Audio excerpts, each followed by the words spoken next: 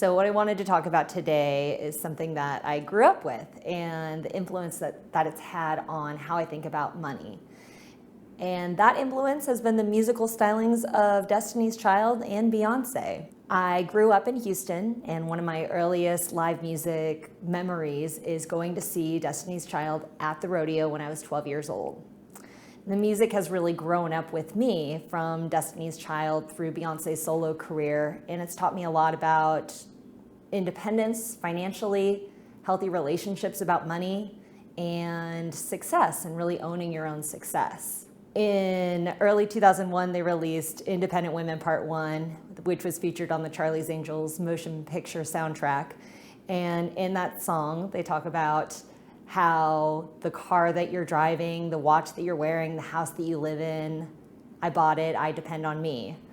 That was particularly influential because around that time, my single mom bought us a house.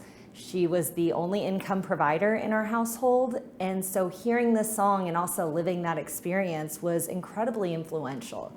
And it really taught me that if you really want something for your own financial independence, you can work for it, you can pay for it, and you don't need anybody else to make that dream a reality. A second example, we're gonna go back a little bit earlier than 2001.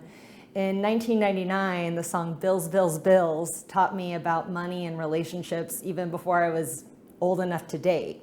And the idea there was that they're with some guy that's like spending on their credit card, maxing out their credit, giving them bad credit, driving around in their car, and then using up their cell phone, using up the resources that they're working hard to build for themselves. And that's not really appropriate. And it's okay to have healthy boundaries around money and how you use your money, and to not tolerate unacceptable behavior from a scrub. The third lesson that I've taken from Destiny's Child, and really more Beyonce, because Beyonce's solo career has been a little more influential for me more recently, is the idea that you can be unapologetic around your own success and your own ambition.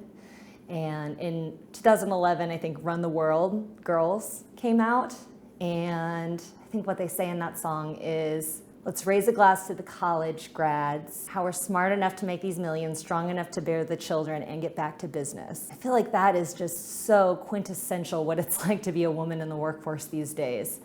And that you really have a lot of responsibilities. You're competing for work, competing for opportunities, you're still raising a family, and you're really managing it all.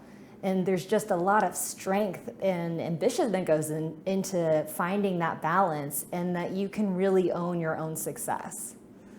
So I would say that growing up with this music, I've learned a lot about relationships, what's acceptable when it comes to sharing resources with other people, what it means to be financially independent, and what it means to really own your success and really come into your own.